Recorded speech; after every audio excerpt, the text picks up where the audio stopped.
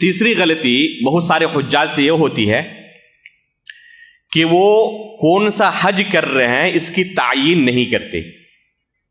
اللہ کے رسول صلی اللہ علیہ وسلم کا فرمان ہے انما الاعمال بالنیات، اعمال کا دار و مدار نیتوں پر ہے۔ آپ حج افراد کر رہے ہیں، حج قران کر رہے ہیں یا حج تمتع کر رہے ہیں، آپ کو اس کا علم ہونا چاہیے۔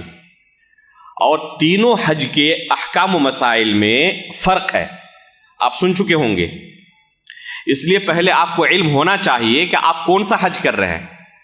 مثلا کوئی حج افراد کر رہا ہے تو ظاہر سی بات ہے کہ اس کے لیے جائز نہیں ہے کہ وہ حج مکمل کرنے سے پہلے احرام کا لباس کھولے۔ احرام کا لباس اتارنا اس کے لیے حج مکمل کرنے سے پہلے جائز نہیں ہے۔ یا حج قران بھی اگر کر رہا ہے تو اس کے لیے بھی حج مکمل کرنے سے پہلے، یعنی 10ویں تاریخ کو کم از کم 4 میں سے 2 اعمال کرنے سے پہلے وہ احرام کا لباس نہیں اتار سکتا، احرام کی حالت میں اسے رہنا پڑے گا۔ لیکن اگر حج تمتع کر رہا ہے تو جیسے ہی عمرہ سے فارغ ہوگا وہ حلال ہو جائے گا، اپنا لباس اتار دے گا احرام کا اور عام لباس، سلا ہوا لباس پہن لے گا۔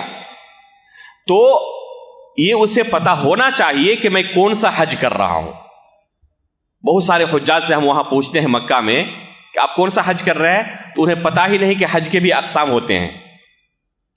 تو ایک حاجی کو پتا ہونا چاہیے کہ میں کون سا حج کر رہا ہوں، حج افراد کر رہا ہوں یا حج قران کر رہا ہوں یا حج تمتع کر رہا ہوں۔ اگر ابھی کوئی نیت کرنا چاہے یا کوئی پوچھے کہ کون سا حج بہتر ہے ہمارے لیے، تو سب سے بہتر یہ ہے کہ آپ حج تمتع کریں۔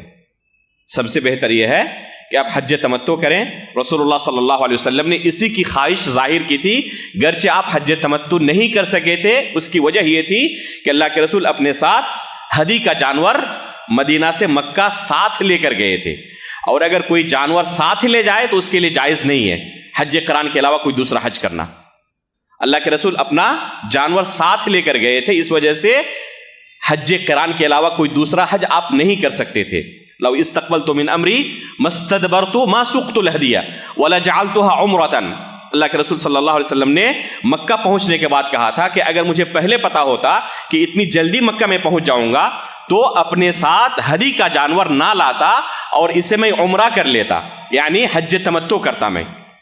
اور جو صحابہ اکرام اپنے ساتھ ہدی کا جانور نہیں لائے تھے، گرچہ انہوں نے نیت حج قران کی تھی، رسول اللہ صلی اللہ علیہ وسلم نے انہیں اپنی نیت فسخ کرنے کا حکم دیا تھا اور عمرہ کرنے کے بعد حلال ہونے کا حکم دیا تھا۔ تو یہ سب سے افضل ہے، سب سے یہ ہے بہتر ہے کہ آپ حج تمتع کریں۔ اس میں آپ عمرہ بھی کر لیتے ہیں، حج بھی کر لیتے ہیں، اور آپ کے لیے آسانی بھی کہ عمرہ کرنے کے بعد آپ حلال ہو جاتے ہیں، آپ سے احرام کی پابندیاں ہٹ جاتی ہیں۔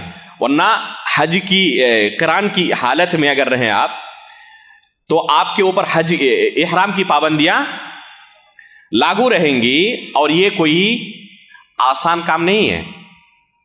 جو لوگ احرام کی حالت میں رہے ہیں وہ اچھی طرح جانتے ہیں کہ احرام کی حالت میں رہنا کتنا مشکل ہوتا ہے۔ اللہ کے فضل و کرم سے آج ایک حاجی 1 دن یا 2 دن کے اندر مکہ مکرمہ پہنچ جاتا ہے اور آسانی سے عمرے سے فارغ ہونے کے بعد حلال ہو جاتا ہے۔ پرانے زمانے میں جو حجاج جاتے تھے کئی ہفتوں تک انہیں احرام کی حالت میں رہنا پڑتا تھا، اس لیے کہ آج کی طرح تیز رفتار سواریاں موجود نہیں تھیں، اور میقات سے خصوصاً اگر مدینے کے راستے سے کوئی جا رہا ہو تو 4 دن 5 دن یا 1 ہفتہ یا اس سے بھی زیادہ، اور حج قران کر رہا ہو تو اس سے بھی زیادہ اسے احرام کی حالت میں رہنا پڑتا تھا۔